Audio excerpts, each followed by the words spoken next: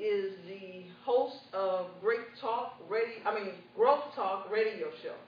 And he has brought his radio show up from Mississippi to be here live with us today. And he's also just like one of my sons. And I want you to take a good look at him because he is destined to be the first young black politician out of the state of Mississippi. I have declared that over his life, so look for that real soon. And as a matter of fact, he just left Washington, D.C., so he's already in his role. Let us receive him, Duvalier Malone. I'll take that. Hello, everyone. I want to thank you guys for having me today. I promise she's my spirit. I call her my spiritual mother for inviting me here today. I jumped on a plane.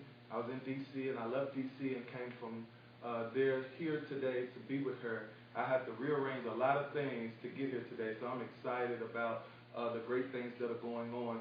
I want to also encourage you guys. When I was coming, I thought about one of my mentors, Congressman John Lewis. And Congressman John Lewis talked to us recently about the March on Selma when he went there at the age of 16. And when I see so many young people here today, and we're talking about growing the community, we're talking about the crime here in Jackson, Tennessee, and ways that we can improve the community, reminded me of Congressman John Lewis' statement when he said at the age of 16, he was looking to get in trouble, and he was looking to get into good trouble. And so a lot of times when we make bold statements like what Monique is doing today to bring about dialogue throughout the state of Tennessee, sometimes it can cause controversy, it'll cause trouble. But in that terms, it's good trouble. So I want to encourage all the young people today to get in trouble and to rally for a cause. And like Dr. Maya Angelou once says, to find a cause greater than you.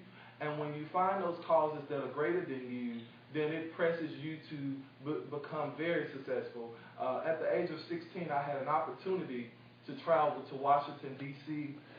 I was born and raised in a very poverty-stricken community, had never left the state of Mississippi, and at that time, I had an opportunity to meet who I'm talking about today, Congressman Benny Thompson and Congressman Greg Harper, who are all my mentors.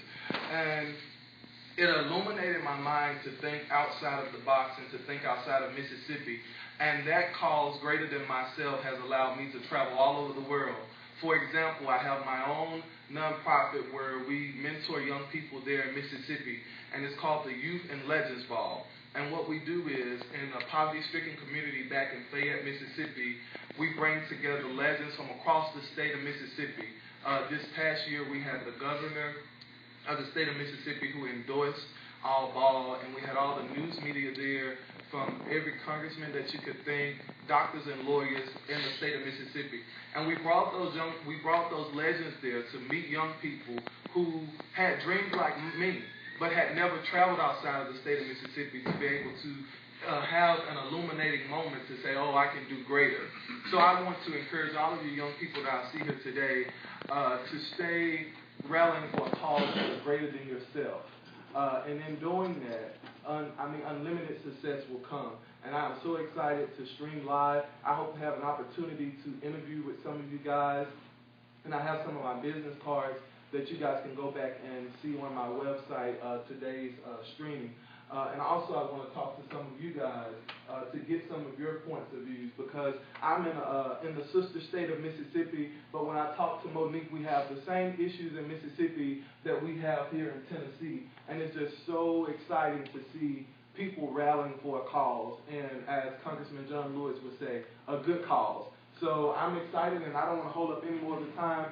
I'm going to try and get some of you guys after the town hall, and we can do some live interviews that are streaming across the country, okay?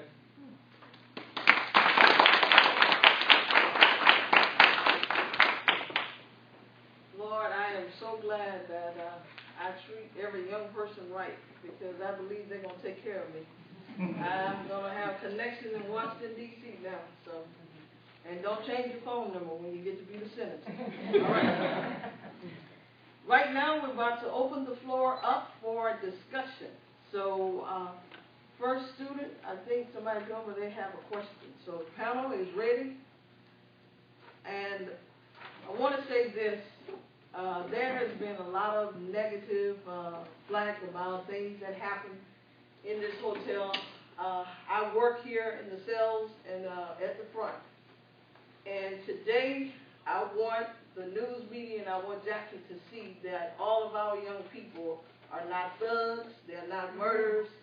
There are some good young people in this city. Amen. And I think we've got lawyers, doctors, some of everything represented right here in this room.